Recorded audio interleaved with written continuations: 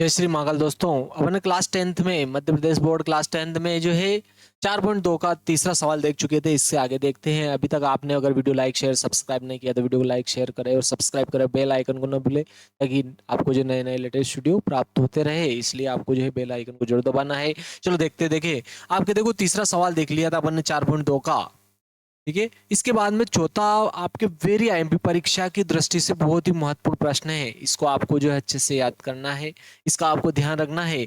परीक्षा के लिए बहुत ही महत्वपूर्ण प्रश्न है ये आपके जो है तीसरा। दो क्रमागत धनात्मक पूर्णांक याद कीजिए जिनके वर्गों का योग कितना दे रहा है, वो 365 है, ठीक है। 4.2 का चौथा प्रश्न है आपके देखो 4.2 जो है इसका आपके जो है 4.2 का चौथा प्रश्न है।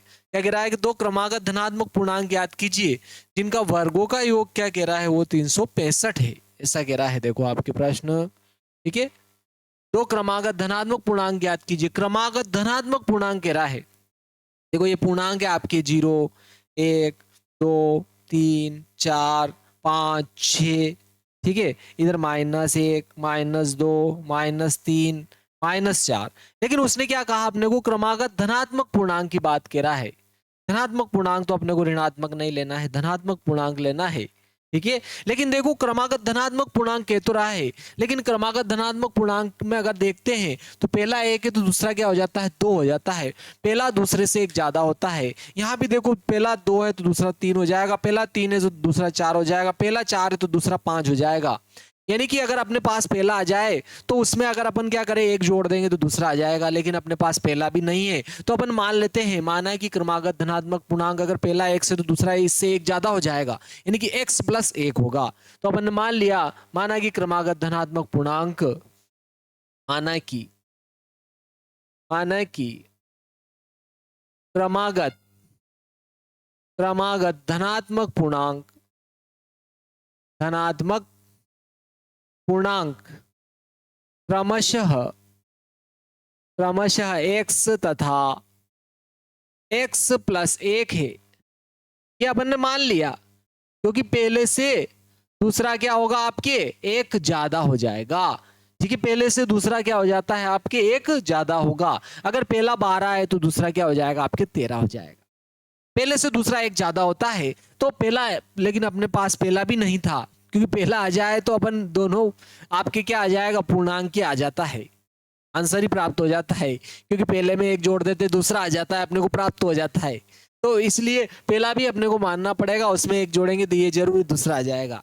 ये आ गया। अब उसने क्या कहा, इनके वर्गों का योग, यानी वर्ग करके योग करते तो वो 365 है। क्या कह रहा है कि इनके वर्गों का योग 365 है, यानी कि पहला धनात्मक पूर्णांक और दूसरा धनात्मक पूर्णांक, इन दोनों के वर्ग करके योग करते हैं तो वो वर्गों का योग हो जाएगा। और वर्गों का योग दे रहा है वो कितना, 365 दे रहा है, ठीक है। तो चलो अब अपने पास जैसे ही x का मान आएगा तो पहला पूर्णांक आ जाएगा, उसमें 1 जोड़ देंगे, दूसरा आ जाएगा अपने पास में, तो दोनों अपन निकाल लेते हैं। तो यहां पर देखो अपन सर्व समीकरण का प्रयोग करके अपन इसको क्या करेंगे, देखो हल कर लेते। सर्व समीकरण का प्रयोग करके अपन इसको क्या करेंगे, हल करेंगे। इसको बोलो x + 1 को, तो देखो a + b पूरे का होल वर्ग वाली सर्व समीकरण आप बहुत अच्छे से जानते हो, ठीक है। a वर्ग धन 2ab धन b का वर्ग, ठीक है। ये तो बहुत ही लाडली सर्व समीकरण है स्टूडेंट्स की, क्योंकि सबसे ज्यादा पक्की a + b का होल स्क्वायर वाली होती है, ठीक है। तो देखो a + b यानी कि x + 1 का होल वर्ग वाली, a की जगह x लिखना है, b की जगह 1 लिख दो, इसमें सिंपल है। a की जगह x लिख दिया, वर्ग है, वर्ग + 2 ऐसे लिख दिया, a की जगह x लिखा, b की जगह 1 प्लस फिर b की जगह 1 लिख दिया, वर्ग है, वर्ग। ये इसका मान हो जाएगा, ठीक है। ये x वर्ग तो ऐसे लिखा, इसका मान देखो ये आ रहा है x वर्ग, ये लिख दिया अपन ने x वर्ग, प्लस देखो 2 का गुणा 1 में करेंगे, 2 1 कम 2 2x हो जाएगा, प्लस देखो 1 का वर्ग 1 ही होता है, 1 हो गया। ये प्लस का इधर आएगा, माइनस का 365 हो जाएगा, उधर प्लस का था इधर आए माइनस का हो गया। देखो 1x वर्ग आपके 2x वर्ग हो गया। और देखो ये 2x ऐसे लिखा अपन ने, फिर यहां पर देखो +1 और ये -365 है, तो इन दोनों में अब अगर अपन 1 में से 365 घटाएंगे तो माइनस के 364 बच जाएंगे। अब ये देखो पूरी संख्या 2 से सरल हो रही है, तो मैं क्या कर देता हूं, इसमें 2 से भाग दे देता हूं, तो यहाँ 2 से 2 कट जाएंगे, क्या बचेगा x वर्ग, प्लस यहाँ भी 2 से 2 कटेगा, x बचेगा, माइनस यहाँ 2 से इसको काटेंगे, 2 एकम 2, 2 8 16 और 2 दूनी 4, 182 हो रहा है। ये आपके क्या आ गई, देखो सर्व समीकरण आ गई, ये वर्ग समीकरण आ गई है आपके। अब इसको क्या करना है, गुणनखंड विधि से हल करने की कह रहा है वो, ठीक है, इसमें गुणनखंड विधि के ही द्वारा हल करना है आपको, ठीक है। निम्न समीकरण, इसमें श्रीधराचार्य का फार्मूला भी आता है, तो वो आगे प्रयोग करना है। यहाँ पर आप गुणनखंड विधि से कर सकते हो, अगर गुणनखंड नहीं बनते हैं आपसे, तब जाके आप जो है वर्गमूल, ये श्रीधराचार्य जी का जो फार्मूला है x बराबर minus B plus minus under root B वर्ग ऋण 4ac/2a का प्रयोग कर सकते हो, ठीक है, क्योंकि इसने कुछ दिया नहीं है। तो यहाँ पर देखो बीच में, बीच वाली संख्या के यानी बीच में कितना है, देखो आपके +1, बीच में +1 है, इसके ऐसे 2 टुकड़े करना है कि जिनका गुणा करें तो दोनों बगल वाली संख्याओं के गुणा के बराबर आए। और यहाँ तो बगल में कितना है, 1 है, और यहाँ बगल में कितना है, -182 है, प्लस माइनस माइनस 182, एकम 182, ठीक है। तो मेरे अगल बगल गाना भी आपने देखा है, तो दोनों अगल बगल वाली, बीच वाली के अगल बगल वाली के गुणा के बराबर है। बीच वाली के ऐसे 2 टुकड़े करना है आपको, या 2 टुकड़ा करना है, ठीक है, कि बीच वाली संख्या के ऐसे 2 टुकड़े करना है कि जिनका गुणा करे तो अगल बगल वाली के गुणा के बराबर आए, और जोड़ घटाव करे तो स्वयं के बराबर। तो देखो एक के ऐसे 2 टुकड़े करना है जिनका गुणा करेंगे तो -182 आएंगे, गुणा करने पर -182, और जोड़ घटाव करने पर +1। तो अगर आपको नहीं याद है तो आप क्या कर लो, इसके गुणनखंड कर लो। 2 से किया, देखो 2 9 18, 2 एकम 2, ठीक है। फिर 7 से अगर करोगे तो देखो 7 एकम 7, ठीक है, यहाँ 2 बचे, 7 तिया 21, तो देखो यहाँ पर 7 दूनी 14 हो रहा है, देखो ये 14 और 13, 14 में से 13 घटा रहे, देखो 1 भी बच रहा है, और चूंकि इसके गुणनखंड है तो इन गुणनखंडों को गुणा करेंगे तो 182 आएंगे सही। तो एक तो 14 ले लो और एक माइनस का 13 ले लो, क्यों गुणा करोगे प्लस माइनस माइनस, इन दोनों का गुणा करोगे 182 हो जाएगा, और 14 में से अगर 13 घटाओगे तो प्लस का 1 भी बच जाएगा। तो देखो जोड़ घटाओ पे +1 आ रहा है, तो ये दोनों टुकड़े इसके हैं, तो इसकी जगह लिखेंगे दोनों टुकड़े 1 की जगह। लेकिन देखो 1 के साथ तो आपके x भी था, 1 के साथ x था, दोनों टुकड़ों के साथ x लिखो, यानी कि एक तो हो जाएगा आपके 14x और एक माइनस का 13x हो जाएगा, ये प्लस का x वर्ग ऐसे ही रह जाएगा, और ये माइनस का 182 भी ऐसे लिखा बराबर 0। अब अपने को क्या करना है, 2 के युग्म बनाकर इनमें से उभयनिष्ठ गुणनखंड को कॉमन लेना है। तो दोनों में से x कॉमन दिख रहा है, x कॉमन ले लिया, x स्क्वायर में से x गया, एक x बचेगा, इसको यहाँ लिख दिया, यहाँ से भी x कॉमन ले लिया, प्लस का 14 बचा। अब देखो यहाँ कॉमन लेते हो ना तो ये का ही ब्रैकेट बचेगा कॉमन लेने के बाद में, इसलिए इसी ब्रैकेट को यहाँ लिखना है। अगर नहीं आया आपके मतलब आपने गलत कर दिया। तो यहाँ जब उभयनिष्ठ कॉमन लोगे ना आप, तो ये बचेगा ब्रैकेट में, तो डायरेक्ट यही ब्रैकेट यहाँ लिख दो। फिर क्या करो, पीछे से दूसरे नंबर पर देखना है, पीछे से दूसरे नंबर पर देखा अपन ने, यहाँ से 1 से यहाँ आ गया, जो बचता है उसको यहाँ लिखना है इसमें से, तो -13 बचा है, -13 लिख दिया। अब देखो x + 14 दोनों में से पुनः कॉमन ले लिया, यहाँ तो x बचा और यहाँ -13 बचा, बराबर क्या हो गया 0। तो देखो एक बार इसको 0 के बराबर करेंगे, एक बार इसको 0 के बराबर करेंगे, तो आपकी क्या आ जाएगा, देखो यदि देखो एक बार इसको 0 के बराबर किया मैंने, यदि x + 14 बराबर 0, तो प्लस का 14 इधर आएगा, माइनस का 14 हो जाएगा, ठीक है। और आपको ये क्या होगा, देखो आपके असंभव, ठीक है, असंभव होगा। और ये असंभव किस कारण से होगा आपको कमेंट में लिखकर भेजना भी है, मैंने देखो पिछले लेक्चर में बताया भी था। अरे ऋणात्मक मान क्यों असंभव होता है, अगर आपको याद है तो जरूर लिख के बताना है, ठीक है। क्योंकि देखो मैं आपको हिंट दे देता हूँ, प्रश्न पढ़ोगे तो आपको पता चल जाएगा। प्रश्न में अगर आप प्रश्न पढ़ोगे तो आपको पता चल जाएगा प्रश्न में क्या पूछा है, कौन से पूर्णांक है। अगर आप प्रश्न पढ़ोगे तो आपको पता चल जाएगा ऋणात्मक क्यों असंभव है, तो आप कमेंट में जरूर लिखिए, ठीक है। तो यह असंभव होगा। और एक बार इसको 0 के बराबर करोगे, यदि x - 13 बराबर 0, तो माइनस का 13 इधर आएगा, आपकी क्या हो जाएगा, प्लस का 13। यानी कि पहला पूर्णांक क्या हो गया, देखो आपके 13, 13 प्लस 1 यानी दूसरा क्या हो जाएगा 14। तो अतः अतः क्रमागत क्रमागत धनात्मक पूर्णांक क्रमशः क्या हो जाएगा आपके 13 व 14 होंगे। ठीक है, एक 13 हो जाएगा और दूसरा 14 हो जाएगा, क्योंकि एक आने के बाद में दूसरा तो अपन ऐसे ही निकाल सकते हैं। बहुत ही महत्वपूर्ण था प्यारे दोस्तों, आप ये ध्यान रखना।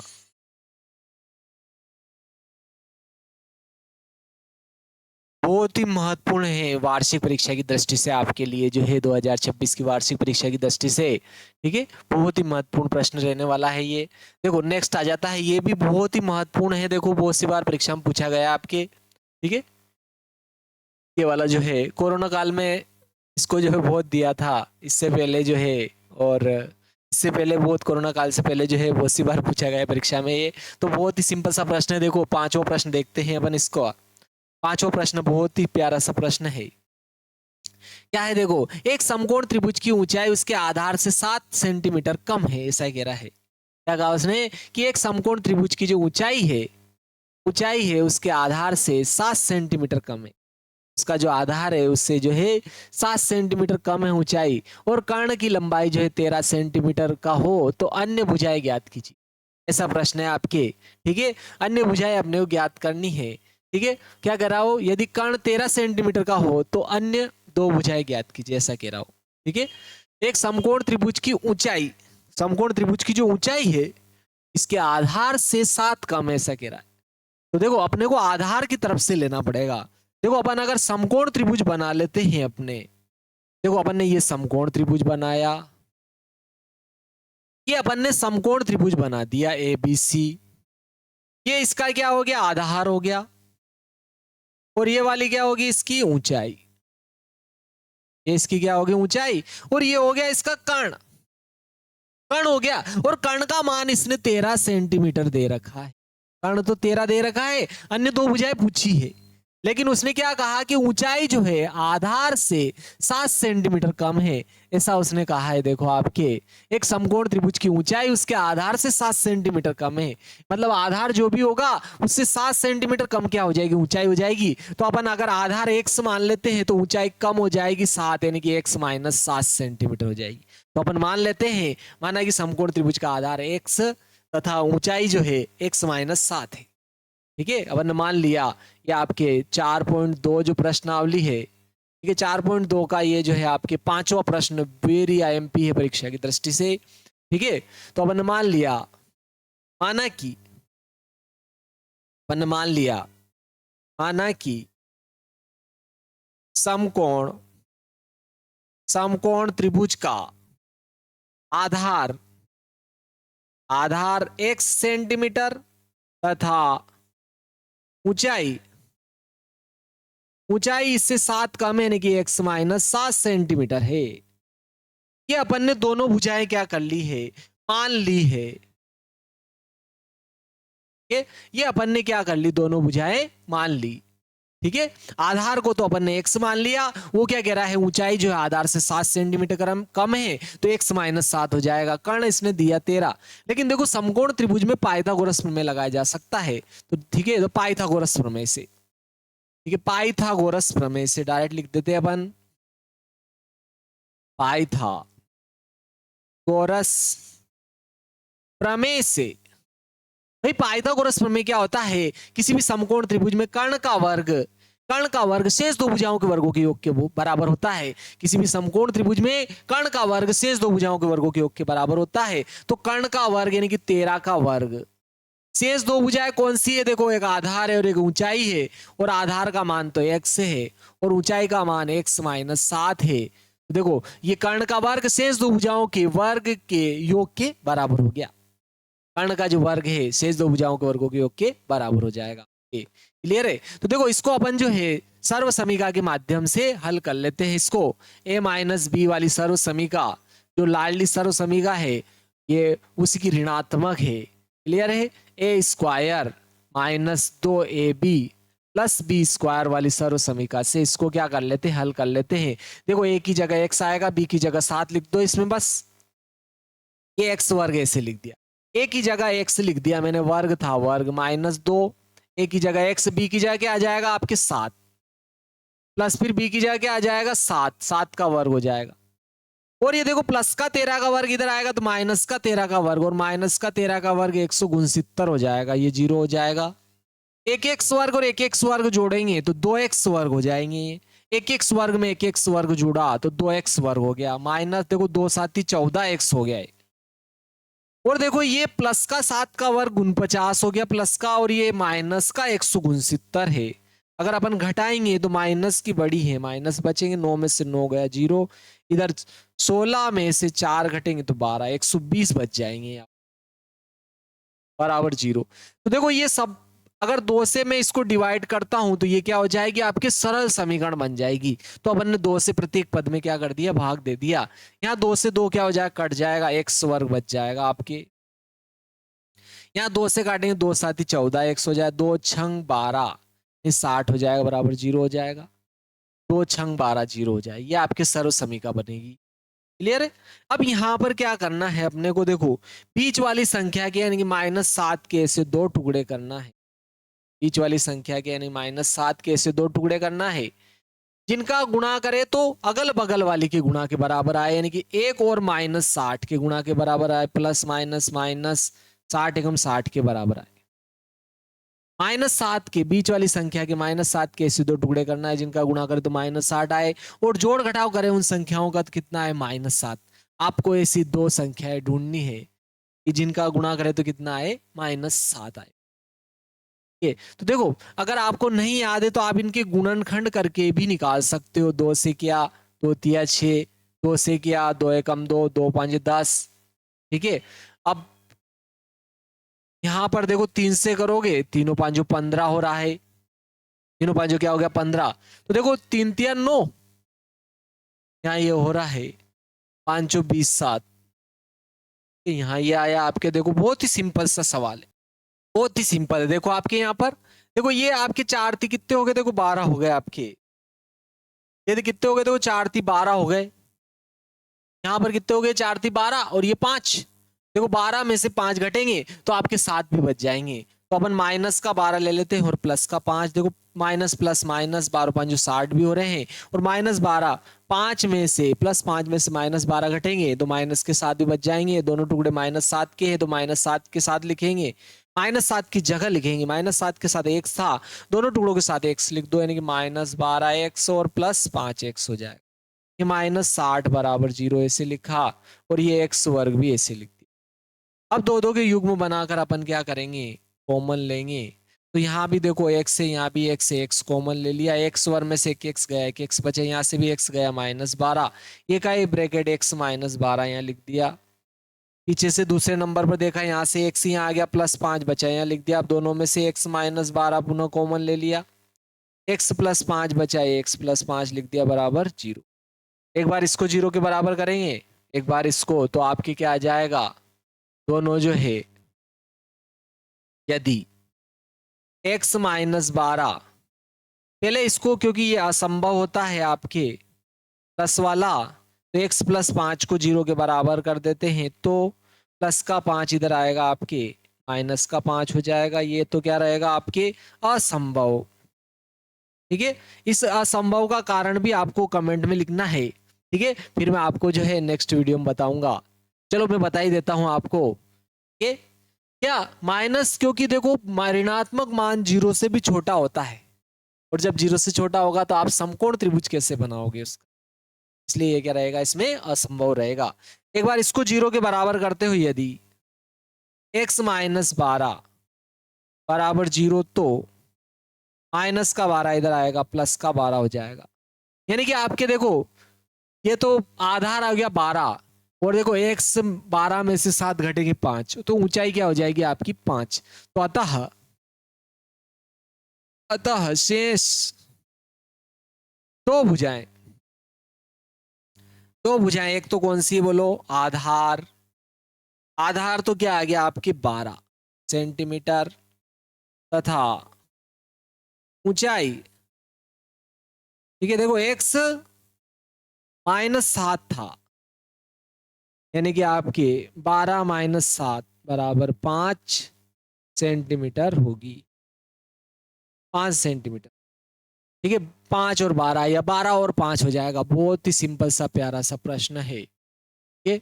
चलो इसका नेक्स्ट और 4.2 का ये आखिरी प्रश्न है। देखो बहुत ही प्यारा प्रश्न है और बहुत सिंपल सा प्रश्न है, ठीक है। इसको देखते हैं। देखिए आपने नहीं उतारा है तो उतार भी सकते हो, स्क्रीनशॉट ले सकते हो। बहुत वेरी आईएमपी प्रश्न था ये, ठीक है। बहुत सी बार परीक्षा में पूछा गया भी है ये। चलो इसका नेक्स्ट प्रश्न आ जाता है। देखो आपके, एक कुटीर उद्योग एक दिन में कुछ बर्तनों का निर्माण करता है। ऐसा कह रहा है कि एक कुटीर उद्योग है, एक दिन में कुछ बर्तनों का निर्माण करता है। एक विशेष दिन यह देखा गया कि प्रत्येक नग की निर्माण लागत उस दिन के निर्माण किए गए बर्तनों की संख्या के दुगने में से 3 अधिक थी। यदि उस दिन की कुल निर्माण लागत 90 रुपए थी तो निर्मित बर्तनों की संख्या और प्रत्येक नग की लागत पूछ रहा है। बहुत ही सिंपल सा प्रश्न है। देखो आप इसको समझते हैं। एक कुटीर उद्योग एक दिन में कुछ बर्तनों का निर्माण करता है, लेकिन पता नहीं है। और देखो प्रत्येक नग की लागत भी पूछ रहा है और निर्मित बर्तनों की संख्या भी पूछ रहा है, ठीक है। निर्मित बर्तनों की संख्या है, क्या पूछ रहा है? निर्मित उस दिन, ठीक है। एक विशेष दिन ये देखा गया, कुटीर उद्योग एक दिन में कुछ बर्तनों का निर्माण करता है और पूछा भी निर्मित बर्तनों की संख्या। तो अपन मान लेते हैं, माना कि निर्मित बर्तनों की संख्या x है। देखो छठा सवाल है, 4.2 का आपके छठा सवाल है। तो अपन ने मान लिया, माना कि निर्मित बर्तनों की संख्या, निर्मित बर्तनों की संख्या x है। ये अपन ने मान लिया निर्मित बर्तनों की संख्या x है। अब वो क्या कह रहा है? देखो एक विशेष दिन यह देखा गया, क्या देखा गया? कि प्रत्येक नग की निर्माण लागत, एक नग की निर्माण लागत, ठीक है, प्रत्येक नग की, प्रत्येक नग की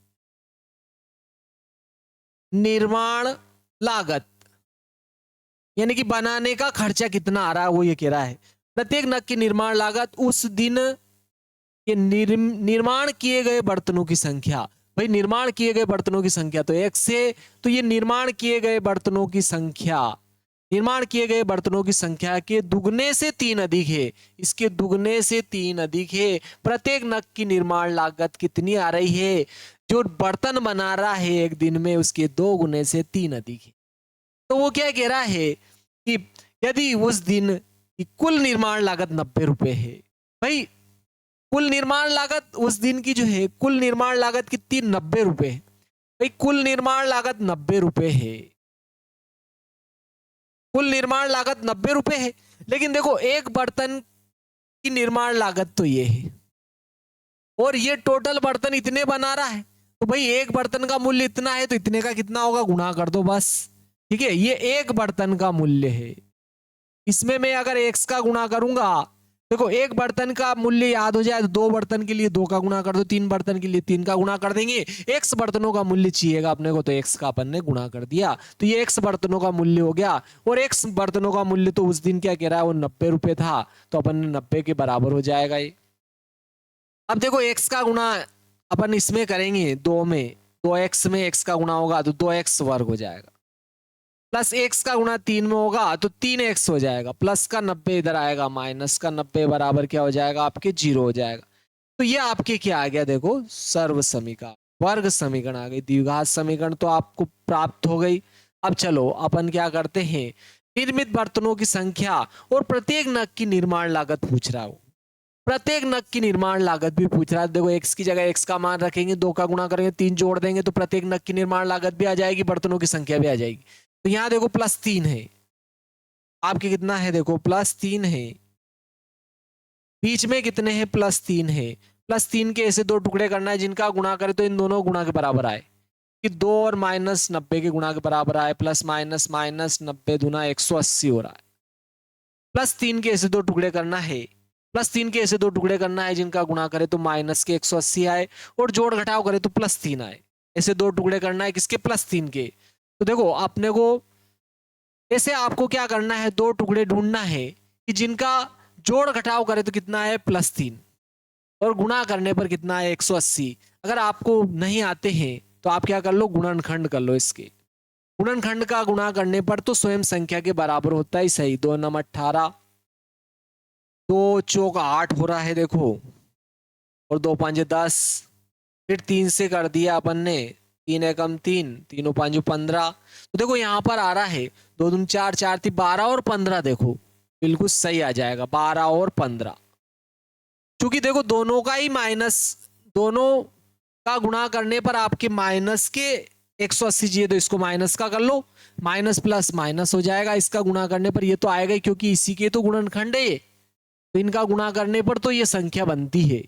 केवल जोड़ घटाव करके देखना ये आना चाहिए। तो 15 में से 12 घटेगा +3 भी आ जाएगा, तो ये बिल्कुल टुकड़े सही है। इसकी जगह लिख देते हैं, लेकिन इसके साथ एक से, दोनों टुकड़ों के साथ x लिख देते हैं, तो एक तो 12x हो जाएगा, एक प्लस का 15x, ये माइनस का 90 ऐसे लिख दिया बराबर 0, और प्लस का 2x वर्ग भी ऐसे लिखा।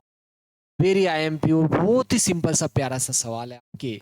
चलो देखो, अब दो दो के युग्म बनाकर अपन क्या करते हैं, कॉमन ले लेते हैं दो दो के युग्म में से। दोनों में से यहाँ भी 2 दिख रहा है, और 12 को 2 छंग 12 लिख सकते हो, यानी कि 12 में भी 2 दिख रहा है।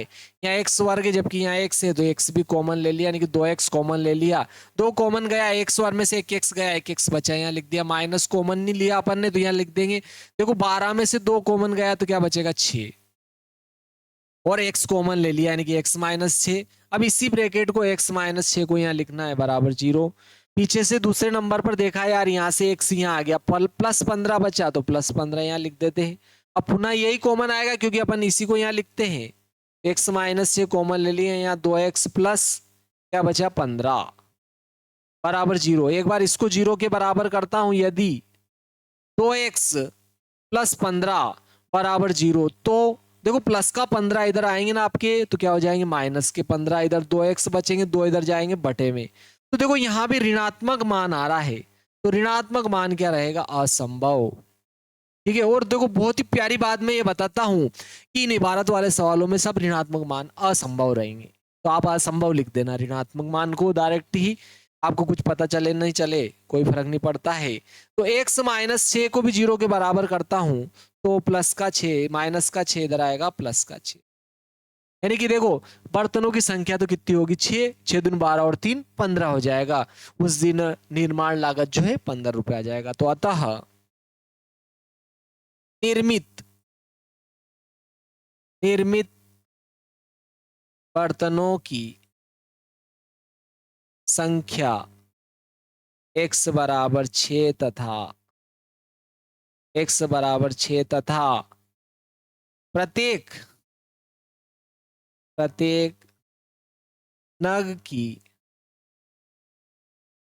निर्माण लागत, देखो 2x धन 3 थी, तो 2 तो ऐसे लिख देंगे। x का मान अपन ने 6 निकाला, तो यहाँ 6 लिख दें, 6 प्लस 3 हो जाएगा, 6 दूनी 12 और 3 कितने हो जाएंगे 15, 15 होगी, 15 रुपए हो जाएगी। ठीक है, नग तो कितने भाई, बर्तन कितने बनाए 6, और प्रत्येक नग की कीमत कितनी पड़ी उसके 15 रुपए पड़ी। ये आपके छठा सवाल था। ठीक है, ये आपके क्या था, छठा सवाल था। चलो अब यहां से आपके देखो वर्ग मूलों की प्रकृति और इससे संबंधित जानकारी अपन जो है नेक्स्ट वीडियो में देखेंगे। जय श्री महाकाल दोस्तों, वीडियो को लाइक करें, शेयर करें, सब्सक्राइब करें और बेल आइकन को दबाना ना भूले। ठीक है, यहाँ से मूलों की प्रकृति बहुत ही महत्वपूर्ण रहने वाली है। नेक्स्ट वीडियो आपके लिए जो बहुत ही महत्वपूर्ण रहने वाला है, मूलों की प्रकृति, मूल कब वास्तविक होते हैं, कब वास्तविक नहीं होते हैं, कब धनात्मक होते हैं, ऋणात्मक होते हैं, मूल क्या होते हैं, अल्फा और बीटा 2 मूल होते हैं, दोनों मूल का मान क्या होता है, अलग अलग मूलों का मान क्या होता है, ये भी आपको मैं बताऊंगा, और वर्ग समीकरण का हल क्या होता है मैं ये भी बताऊंगा। वीडियो को लाइक करें, शेयर करें, सब्सक्राइब करो, बेल आइकन को दबाना ना भूले। यार दोस्तों, अपने दोस्तों के साथ शेयर भी करें, और वीडियो कैसा लगता है ये भी जरूर लिखें।